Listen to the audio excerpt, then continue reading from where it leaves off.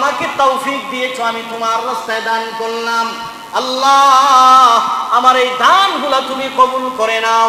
এই উদ্দেশ্যে আল্লাহর জন্য দান করতে হবে, নেক কাজ করে আল্লাহর কাছে কবুল করাইতে হবে।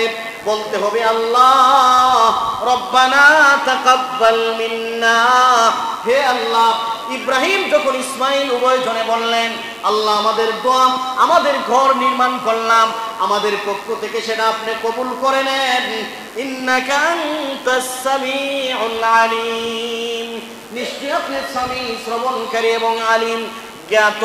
আপনি জানেন আমাদের অন্তর সম্পর্কে, কি উদ্দেশ্যে আমরা নির্মাণ করেছি, কি উদ্দেশ্যে আমরা দান করেছি, কি উদ্দেশ্যে ভালো কাজ করেছি, সব কিছু জানেন কে? আল্লাহ। আপনি কবুল করে নেন। এই কারণে নেক কাজ করে বাহাদুরি করতে নাই, নেক কাজ করে কাউকে বলতে নেই আমি এটা করেছি, এটা করেছি, এই করেছি, সেই করেছি, এই রকম বাহাদুরিপূর্ণ কোনো কথাবার্তা বলতে নাই, এবং এই রকম কোনো কাজ কখনো প্রকাশ করতে নাই। জুড়ে বলেন ঠিক কিনা? ইব্রাহিম আলাইহিস সালাম করেন নাই, বলছেন আল্লাহ তুমি কবুল করো।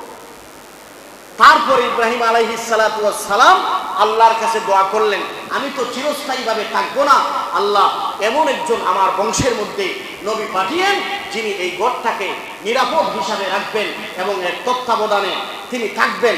আল্লাহর কাছে দোয়া করলেন, রব্বানা ওয়া বা'আস ফীহিম রাসূলাম মিনহুম ইয়াতলু আলাইহিম আয়াতিক ওয়া ইউআল্লিমুহুমুল কিতাবা ওয়াল হিকমাতা ওয়া ইউযাক্কিহিম ইন্নাকা আনতাল আজিজুল হাকীম।